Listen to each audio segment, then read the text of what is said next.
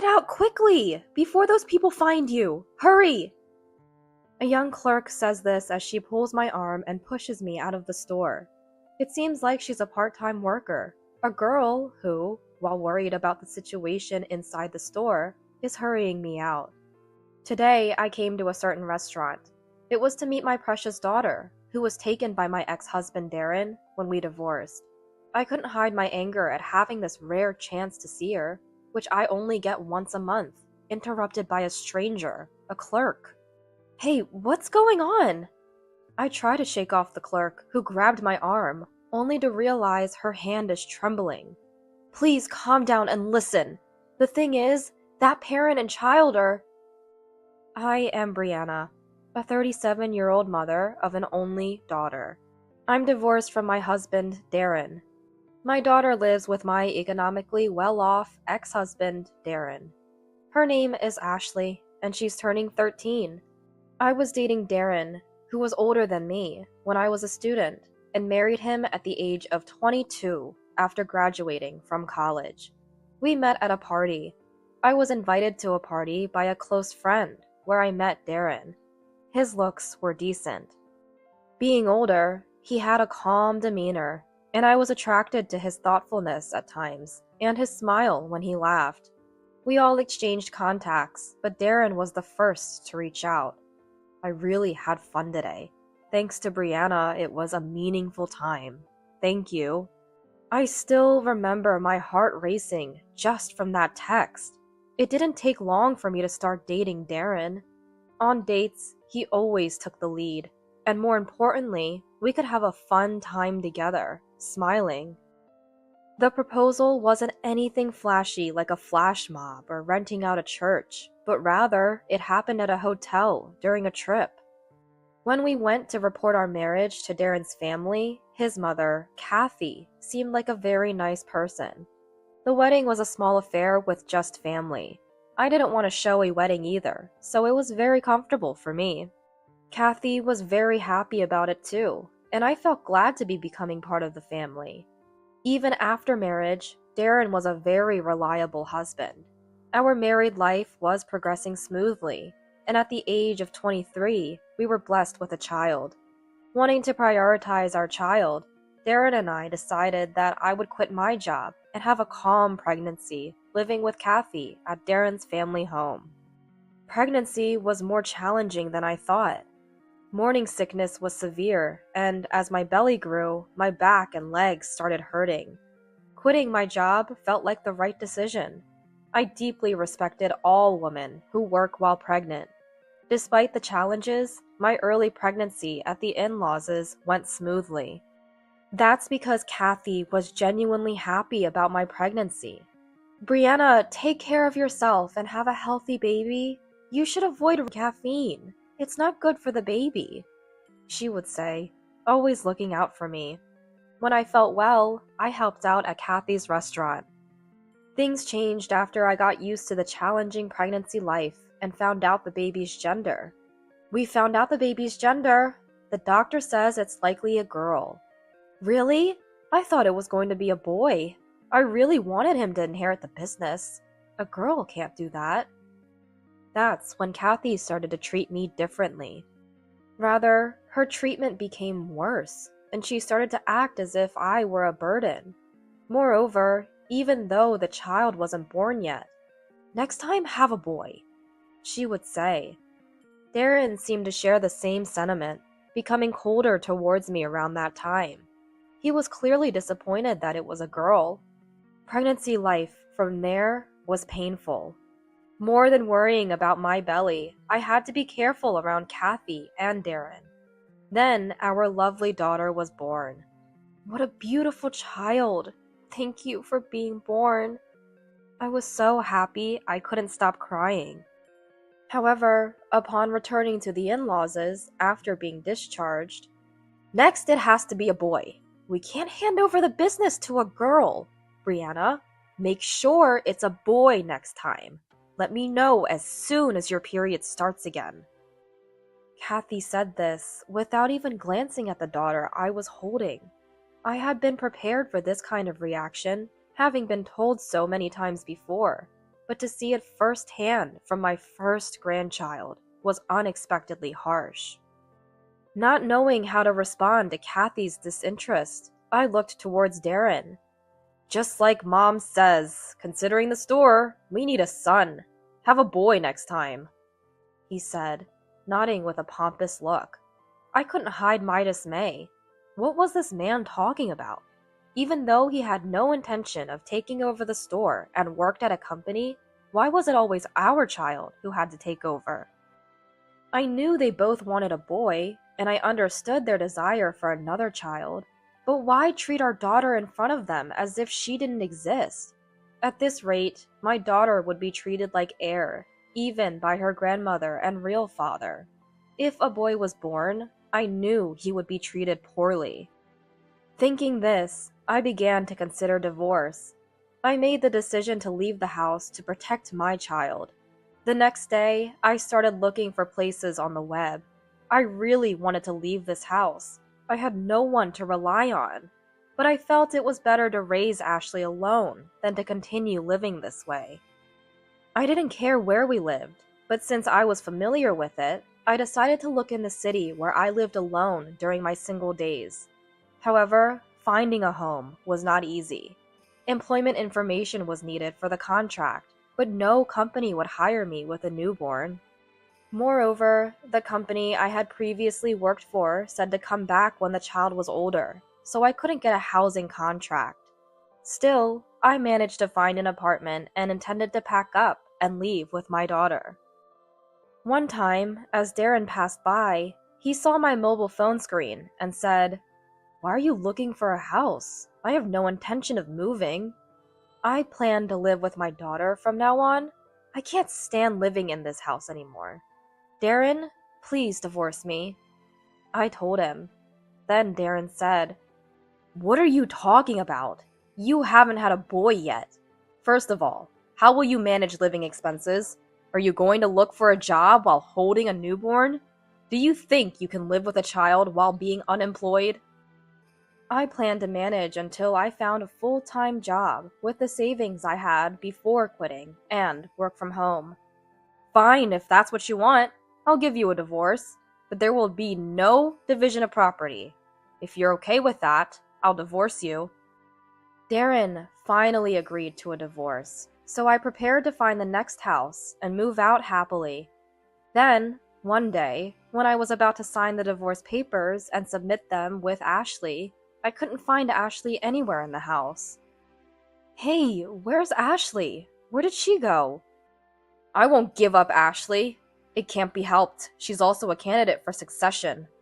"What do you mean? That's not what we agreed on." "If you have a complaint, let's settle it in court. Think you can win the custody battle as an unemployed?" I clenched my back teeth at Darren's words. Eventually, Darren and I couldn't agree, and it really came to a custody battle. During that time, I couldn't divorce, and Kathy and Darren didn't hide their malicious attitude towards me. The custody battle, which took 6 months, ended in my loss. I had savings, but moving used up a significant amount, and now I was unemployed. Being unemployed for 6 months limited my options for childcare, and as I began looking for work, I was a low priority. On the other hand, Darren was financially stable, and Kathy was there during the day. Even though she ran a restaurant, she wasn't always in the kitchen or store. And Kathy could handle taking Ashley to and from nursery in the future. Considering Ashley's well-being, it was judged that living with Darren and them was better. Deemed unfit by my public institutions to raise Ashley, I was driven out of my in-laws' house in despair. I sat in my small apartment, hugging my knees and crying for hours, then resolved anew to get a stable job and stabilize my life. Then, try again to regain custody of Ashley. The job hunting that initially didn't go well finally succeeded because I didn't give up, thinking, for Ashley. After successfully receiving a job offer in sales and completing my training, I contacted my ex-husband, Darren. "I've got a new job and my life is stabilizing, so Please, let me take our daughter. The court ruled in our favor. If you want to change the custody, you have to apply again. Ashley is trying hard to get used to this life, and here you are, thinking only about yourself. Well, I'll allow visits. Once a month should be enough. Initially, I was speechless at Darren's words, but I continued to pay $300 in child support every month for Ashley's sake and looked forward to our monthly visits. The baby Ashley showed me a new side of herself with each visit as she grew. While I was happy to see her growth, it was truly frustrating not to be able to witness it by her side. The time I spent with Ashley was genuinely happy for me. I didn't want to miss out on her growing up anymore.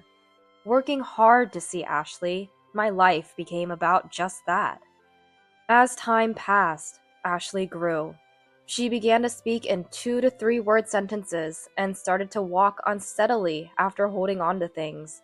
By then, my income had increased, and I told Darren again that I wanted to take Ashley back. However, Darren said, "With that income, it's impossible to raise her stably. Do you plan to leave her somewhere all day while you work? At our house, even if I'm not there, Mom is. And she's popular at the shop because she's cute. Working from morning till night and only seeing her at night? That's a sad life. What a terrible mother." He refused to hand over custody. When I called Darren to see Ashley, now a school-age child, "I have time to see Ashley this Sunday." Ashley said she has plans with friends that day, so it seems she can't meet. "Can we make it another day then?" "I'm busy too, so this month that was the only day. Let's try next month." He declined. I wanted to see Ashley. I didn't want to miss her growing up anymore. Sometimes I wondered what Ashley thought about all this.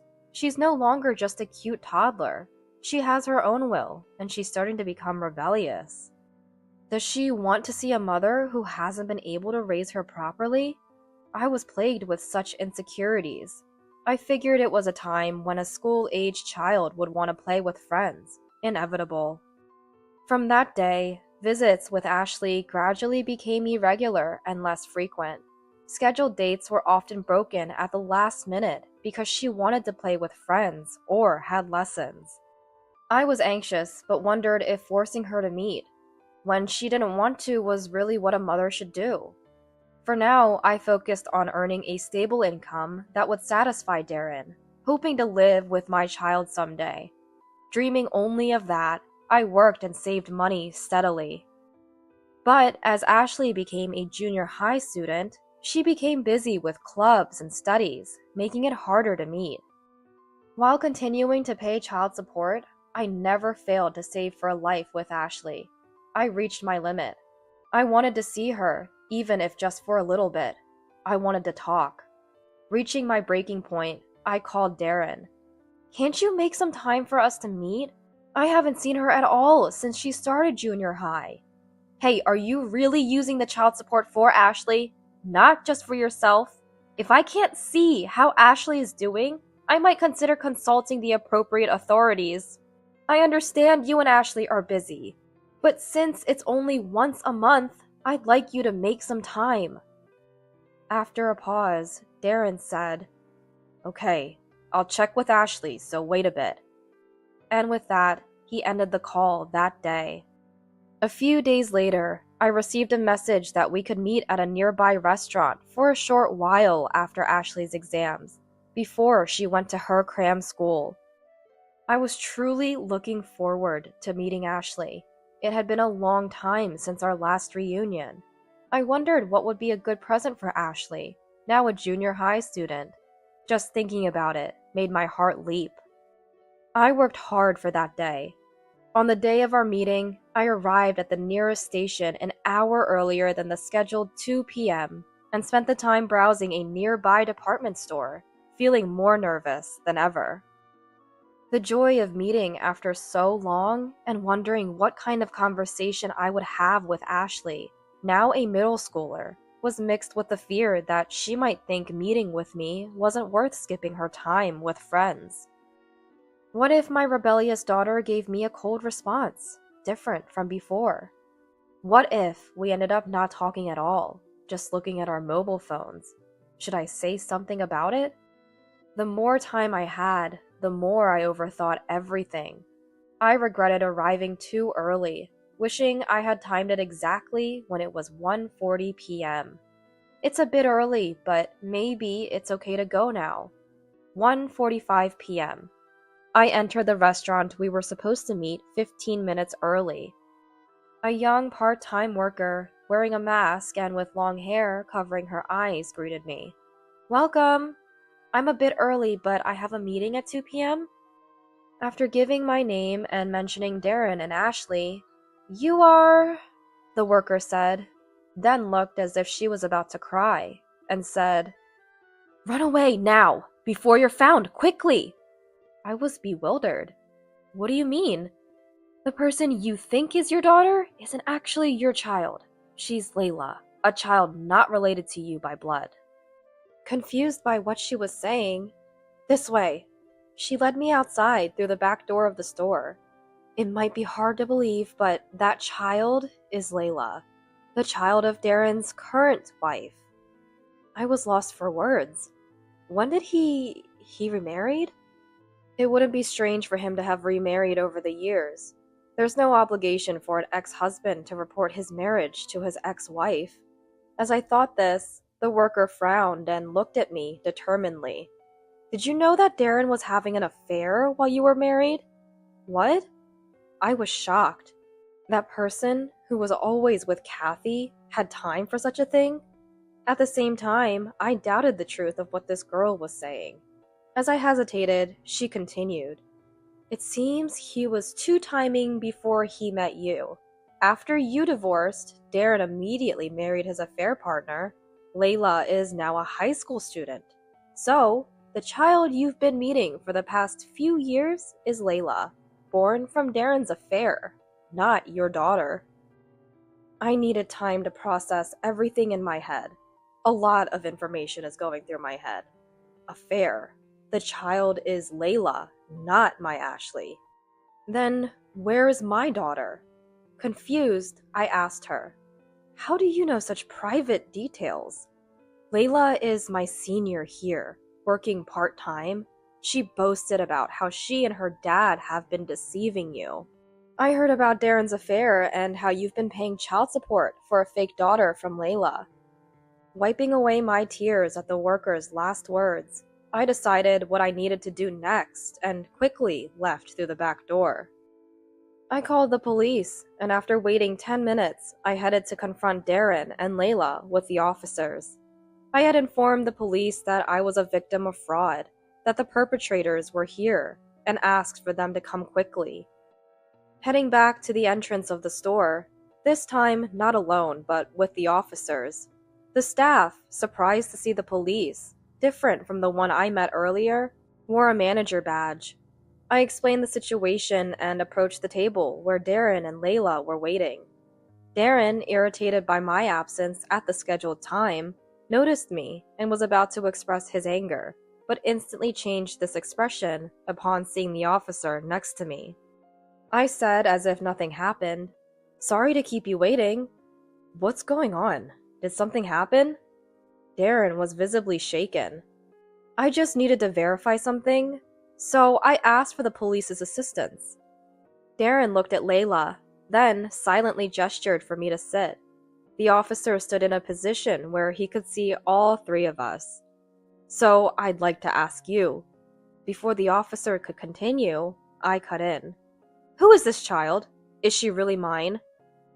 Unable to contain my emotions any longer, I confronted Darren with what I had heard.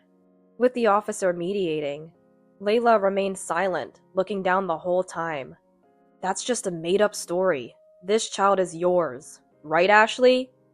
Layla nodded with a charming smile and called me Mom. "Could you please show us your daughter's student ID?" The officer asked calmly, causing Layla and Darren to visibly panic and become flustered. When the officer kindly asked again to see the student ID, Layla, with a face about to cry, slowly took out the student ID from her wallet in her bag. The student ID clearly had the high school's name and Layla written on it. This child was not Ashley. Seeing that student ID, I broke down in tears, wondering how I could have failed to notice. I had thought for a while that my daughter's demeanor had changed. Books say that as children grow, their faces change, and I convinced myself that it was natural for her to look different from when she was born, but I had doubted it because she didn't resemble me much. However, since she looked a lot like Darren, I convinced myself she was just like her father. I didn't want to bring up this doubt and risk not being allowed to see her. The frustration and shame of not recognizing my own child made me cry. Darren seemed resigned. He opened up. Actually, Ashley wanted to live with you. She kept saying she wanted to see Mom. You always said you wanted to take her, and if we let her see you, she seemed likely to follow you. Then we wouldn't get the monthly child support anymore, right? Even $300 was a fixed income we appreciated. I was astonished. You did this for money? Because Mom's store was struggling. A little bit of money couldn't be used for the store's renovation, but it helped our living expenses. But I'm sorry, okay? That should be enough, right? There's no way I can forgive this. Give me and Ashley our time back. Ugh, come on. How much do you want? $500? Don't joke with me. You say you're bringing my daughter and then bring someone else? I'll sue you for fraud. I declared. However, Darren's face visibly tensed at the mention of a lawsuit. It's not like I stole anything, so it can't be fraud. The child support was for the child, and I used that money for her living expenses. You didn't even realize Layla wasn't your real daughter, and now you're acting all high and mighty. Besides, are you sure you want to say that? You might never see Ashley again. Darren said this confidently, perhaps as a threat, smirking in a way that was disgusting. I responded to Darren confidently and clearly. It's okay, I've already seen Ashley. When? How? Darren slumped his shoulders. As if waiting for this moment, the part-time worker who had taken me to the back door earlier approached. Seeing the worker, Darren's face turned pale and he grimaced. Indeed, the young part-time worker who had led me to the back door was my daughter, Ashley. After being taken to the back door and hearing about Layla, the worker lifted her hair near her eyes and removed her mask, saying, I've been waiting for you, Mom. I'm Ashley. What? Was the child I thought was my daughter Layla and this worker in front of me, Ashley? My mind was in a panic. However, this child, who removed her mask and lifted her hair, resembled me in some way. Her height and hair texture were similar, but that was it. Ashley took out her wallet from her pocket and showed me her student ID, which clearly had Ashley's name on it. Really, Ashley? Yes, Mom, I've missed you. Saying so, Ashley clung to me. Ah, this smell, this sensation. It reminded me of when I held newborn Ashley. The grown Ashley would be entirely different from the 0-year-old. However, as a mother, I was convinced by an inexplicable sensation that the child clinging to me was Ashley. I hugged Ashley tightly. We both cried. I asked Ashley about her life. This restaurant was run by Kathy and Ashley, who had been living with Darren's family, was made to work hard here. With the restaurant struggling, Kathy, reluctant to spend on labor, trained Ashley as one of the employees. She worked her every day, paying her a small daily wage late at night, claiming it as her pay. However, Ashley was charged for everything, even for meals and showers. Ashley lived with Kathy, Darren, Layla, and Layla's mom, a total of 5 people, and seemed to have been treated terribly. Layla's attitude was particularly bad, constantly mocking Ashley for not being able to go anywhere and harassing her, reveling in her status as the loved child. Because of this, Ashley was never allowed out of the house whenever I was nearby, just in case we might meet. That's why she wasn't supposed to be at the store today. Ashley was only here today because one of the few employees had fallen ill and couldn't come in, and the manager had called her in. Moreover, the manager did not know about Ashley and Layla's relationship. Kathy also didn't know about today's scheduled visitation, which had been arranged a few days ago. Without telling Kathy, Ashley had come to work, acting as if nothing was unusual, and had taken the initiative to man the reception, planning to meet me. Darren cursed at Kathy, but quickly became defiant. "You met her, didn't you? So it's all good now, right? Since you met, it's not fraud. You really went to the trouble of calling the police?" Ugh. He laughingly mocked at us, making me want to sigh. But from here on, it was the police's job. The officer spoke to Darren, and then to Kathy, who had been called out from the back and had been watching. "There's no mistake you employed Ashley and paid her a salary, right?" "Of course! We didn't make her work for nothing. We paid her wages. Kind, aren't we? Is there a problem?" "I see. Ashley, may we see your student ID, please?" Surprised by the sudden question from the police, Ashley showed her student ID. It unmistakably had the name of her middle school and Ashley's name on it. The officer frowned and told Kathy and Darren they needed to come to the station. The two were stunned as the officer spoke to them in a low, careful voice. "It's illegal to employ a 13-year-old middle school student. If it was unpaid help around the house, it might be different. But paying a salary, that makes it employment, doesn't it?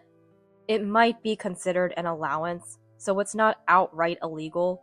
Middle school students can be allowed to deliver newspapers, for example. But helping in a food service establishment is a bit... Anyway, we'd like to hear the full story, so please come with us." The two stood frozen as the officer led them slowly to the police car and then left. Afterward, Kathy and Darren were arrested under the Child Welfare Act. While careful verification was underway regarding whether Ashley was truly an employee, their day-to-day living conditions were undeniably illegal. When Darren was arrested, Layla's mom took her daughter and fled, as if running away. They are currently going through a divorce with Darren. With no adults left in Ashley's home, I finally gained custody of Ashley. Seizing this opportunity, I rented a suitable apartment for the two of us to start our new life together. I make sure to finish work as early as possible so I won't be late for dinner with Ashley. Ashley has gotten used to her new school life, telling me about her friends, teachers, and the badminton club she wanted to join, among other things. Of course, she talks about her studies too. "Math is really hard, isn't it? Were you good at math, Mom?" Ashley asked me. I was more of a science person, so I was okay at math, but not so much with social studies. "Then can you help me with this part? Let me see. This problem here is..." As I wrote down equations in her notebook, I explained how to solve them to Ashley. "Oh, I see. So that's how you solve it. Thank you. This was my ideal, being able to ask about something I didn't understand at school, and then bragging to my friends the next day that I could do it. I never had that at home before. I'm counting on you from now on, Mom." Such ordinary days are so precious to me that they bring tears to my eyes. While it's regrettable that I couldn't be by my daughter's side for many years, I'm determined to continue striving to ensure she can live a happy life from now on. For now, I just want to enjoy our reunited parent-child life after so many years.